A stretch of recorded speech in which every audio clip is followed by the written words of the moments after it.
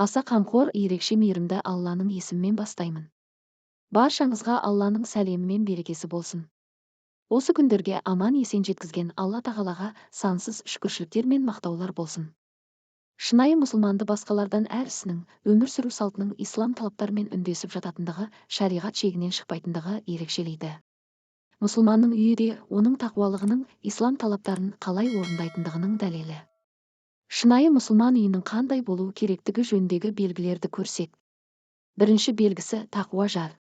Мұсылман үйі тақуа, тәрбиелі жардан, отанасынан, отағасынан басталады. Жар таңдаудың маңыздылығы жөніндегі хадистер жеткілікті. Мұның сыры тақуа жар Алланың разылығына ұмтылады, бақытқа кенелтеді. Отбасында береке мен шаттық орнауының басты себепшісі болады. Жақсы жар болмаса жайлы үйді елестету де мүмкін емес. Шынайы мұсылман үйінің екінші белгісі бұл үйде жұбайлар бір-бірін тура жолға бағыттайды. Шынайы мұсылман үйіндегі жұбайлар өздеріне жүктелген міндеттерді қалтқысыз орындап, бір-біріне мейірімділік, сүйіспеншілік танытады, бірін-бірі тура жолға бағыттайды. Бұл дегеніміз бір-бірінің иманын арттыру, құлшылығын қадағалау, Құранды үйрету, қайырымдылық жасауға итермелеу деген сөз. Иман бірде кеміп, бірде артып отыратын дүние. Сондықтан үнемі әр адам өзінің де, жарының да иманын арттырып отыруға тырысуы керек. Үшінші белгісі бұл үй Алланы еске алады. Алланы еске алу әр түрлі формада болуы мүмкін, жүрекпен, сөзбен, құлшылық, Құран оқу арқылы және тағы да басқа. Бұл шынайы мұсылман үйінде әркез орындалуы тиіс дүниелер. Сонда ол үйге періштелер Алланың жақсылығын жеткізбек. Мұхаммед пайғамбар, оған Алланың игілігі мен сәлемі болсын, Алла еске алынбайтын үй өлгенмен тең деген.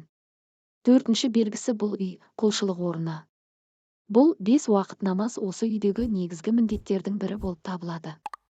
Бесінші белгісі үнемі Құран оқылатын үй. Әсіресе үйді шайтаннан қорғайтын аятул күрсі аятын оқу.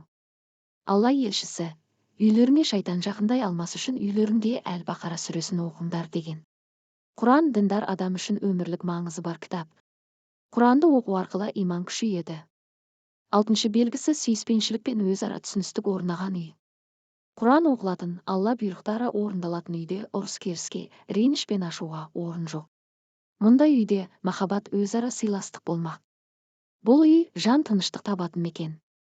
Мұсылман үйінің отағасы харамға тыйым салып, отбасында ислами өмір салтын қалыптастыруы тиіс.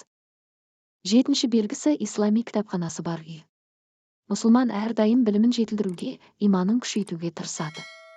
Сол себепті де әр мұсылманның үйінде хадистер жинағы, діни кітаптар, газет, журналдар, аудио, видео, уағыздар болады. Бұған күні бүгін қол жеткізу қиын емес. Ғаламтордан мешіт сайттарын ашып керекті мағлұматты алуға, уағыз тыңдауға болады. Бұл үйдегі осы кітап, газет, журналдарда отбасының басқа мүшелері оқи алатындай болуы керек. Сегізінші белгісі үйге қатысты сүннеттер орындалатын үй.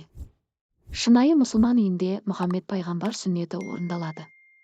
Мысал үшін бөлмеге оң аяқпен кіру, кірер алдында есік қағу және тағы да басқа. Тоғызыншы белгісі келген қонаққа қуанатын үй. Қазақ қонақ қыдыр дейді. Сапардан келген қонаққа тынығуға мүмкіндік беретін, жұмысымен келген адамға көмектесетін үйде әрине берекет болады. 10-шы белгісі тыйым салынған дүниелер болмайтын үй. Харам ас, алкоголь және тағы да басқа. Ал қалған дүние, мәселен теледидар, интернет тағы да басқалар тек қайырлы істер үшін қолданылады. Және де 11-ші белгісі әрдайым таза әрі жинақы тұратын үй. Исламда тазалыққа қаншалықты мән берілетінін бәріміз білеміз. Себебі тазалық жоқ жерге шайтан үйір және иман кететіні белгілі.